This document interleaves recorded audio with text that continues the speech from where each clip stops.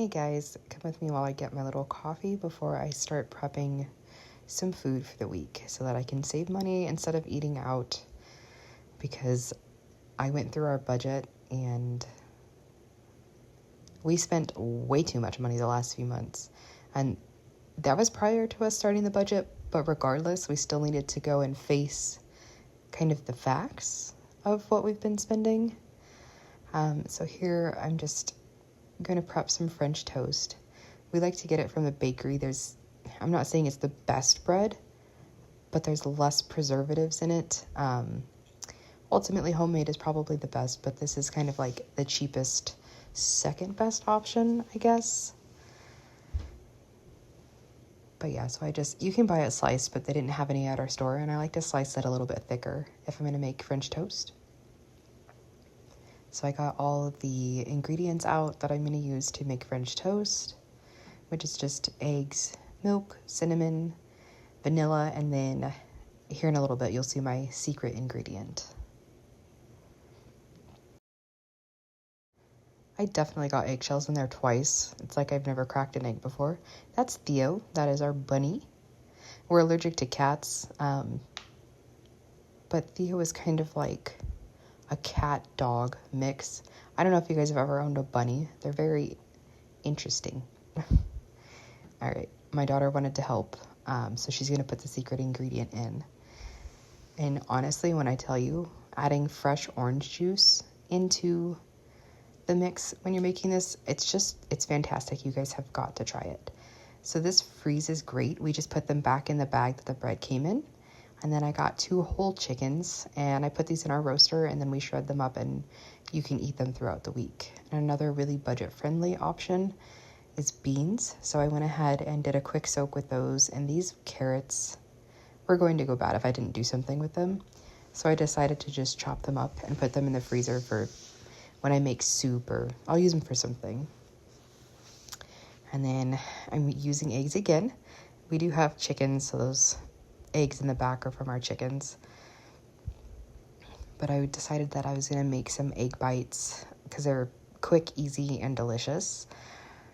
And you can really do whatever you want. For the eggs that came from our chickens fresh, I don't know, if you don't have chickens, you may not know this, but you always want to crack them separately just in case there's anything weird, like it went bad or there's like a weird spot in it.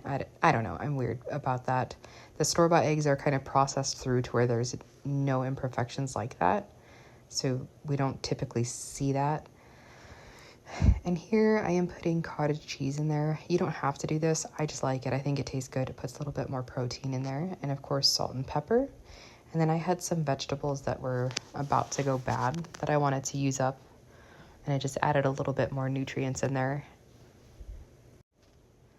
Just mix that all together really good. And excuse my voice, it's like I got sick again. It's like the 3rd time this month. Or, well, I guess it's the beginning of the month. It's the 3rd time within the 4-week span. So my voice is all scratchy and my throat hurts. So I had some bell pepper that needed to be used up, so I used a little bit of that to put in there. Also, I'm used to short form content, so I'm trying to get the hang of doing a longer form.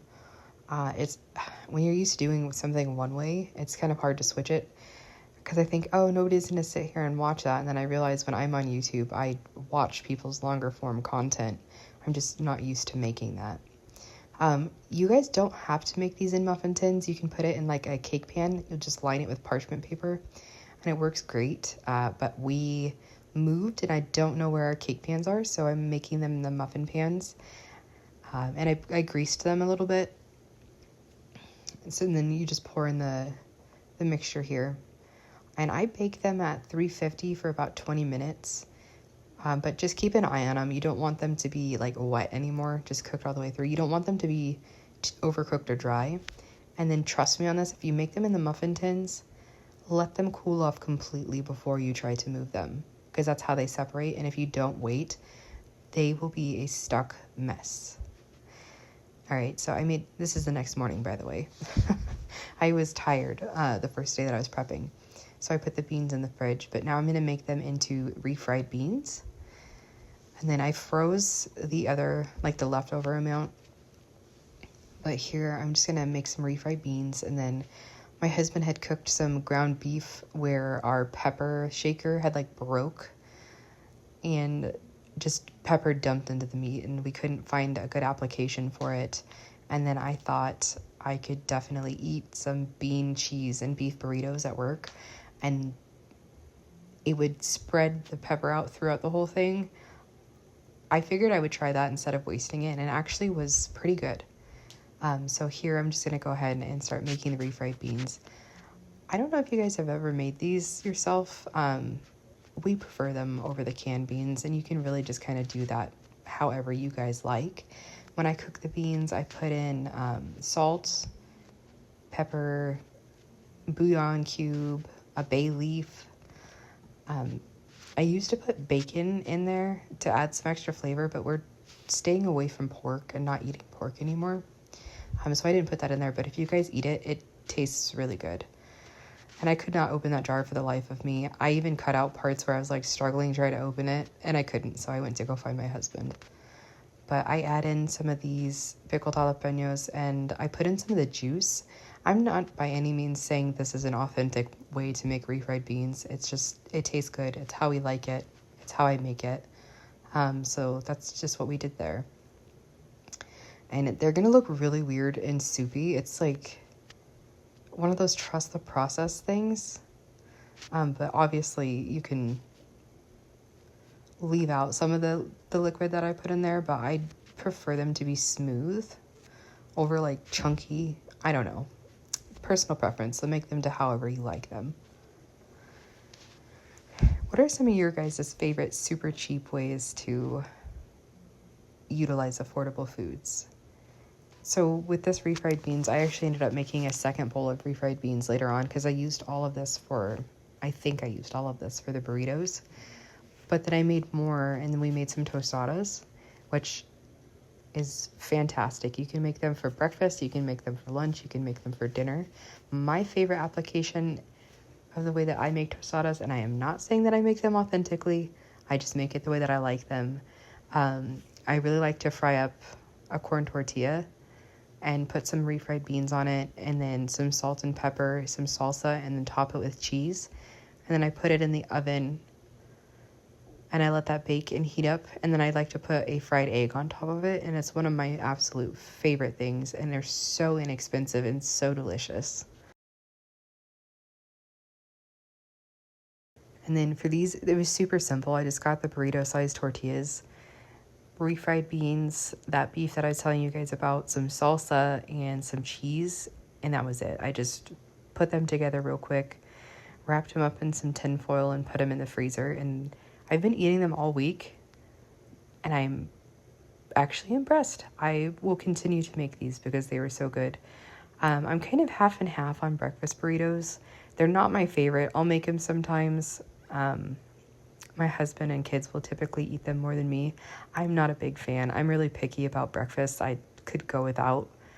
I would literally eat dinner or lunch for breakfast. I'm just not a breakfast fan. But these rocked. I will continue to make these. And so that's the consistency of beans that I like. Like I said, you can change. Nice. I didn't even notice that I did that. You can change how much liquid you put in there if you want them a little bit firmer than this.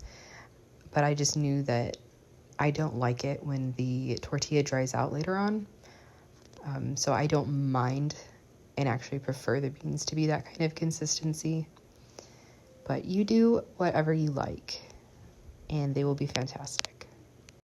I like how in this whole video, I'm straight up just being an iPad kid. One of my favorite things to do is to watch like other people's budget videos or like listen to podcasts when I'm doing something.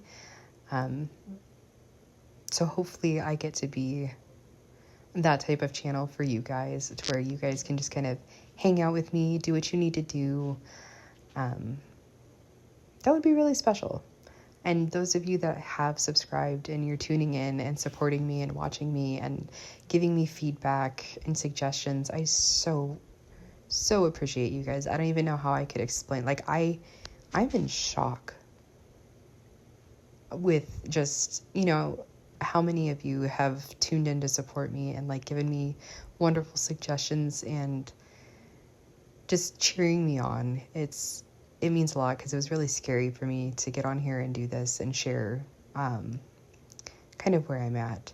There have been some tough cookies and some kind of rude people, but that's to be expected, honestly, with just today, how people behave towards each other. I don't get it, but I know it happens, and I kind of expected it. Would I say that it hasn't affected me? No. I don't like it, but I'm not letting it get to me. I'm not going to let it stop me. I know that I can do this, and I know that I'm meant for more than just where I'm at right now. So I'm just going to be faithful and listen to the Lord's direction and just keep going, and hope that I inspire hope into other people and let people know that it's okay and you guys can do it too. I can do it. That's not always going to stay the same and be this way. We can always do better and change. Ultimately, I've got some really big goals for myself, not just financially, but just in my life in general. There's so many things that I want to do for other people that I'm not able to do right now because of where I'm at. And I'm not willing to settle and just stay here when I know that I'm meant for more. But I'm going to go ahead, pull on my boots, my big girl boots, and take care of what I have to take care of so that I can ensure that I'm being the best version of myself that I can be and that I get to help people the way that I know that I'm meant to. So truly, truly when I say I'm so grateful for those of you that are here supporting me, just know that I mean it from the bottom of my heart. I started this journey scared, unsure if it was right. I mean, if I'm going to be truly honest, I've thought about doing this for years even before I lost my business, before I lost our homes, before I lost all the things that I'd worked so hard for. I wanted to do this to be a light for people. And I think the things that I've gone through have just made it to where I can better connect with people no matter where they are. Like the way my life was as a child, the way that I grew up, the things that I've been through, I've gone through them for a reason. And I'm not sure where that puts me or where it's going to lead. I just know that I'm here now and I'm moving forward, and I hope to inspire other people. And I hope eventually I'm in a position where I can help people with more than just sharing my journey or sharing my story. I want to make a difference. Thank you guys from the bottom of my heart for hanging out with me during this video and helping support me through this. Here's my burrito lineup. I can't wait to see you guys next time.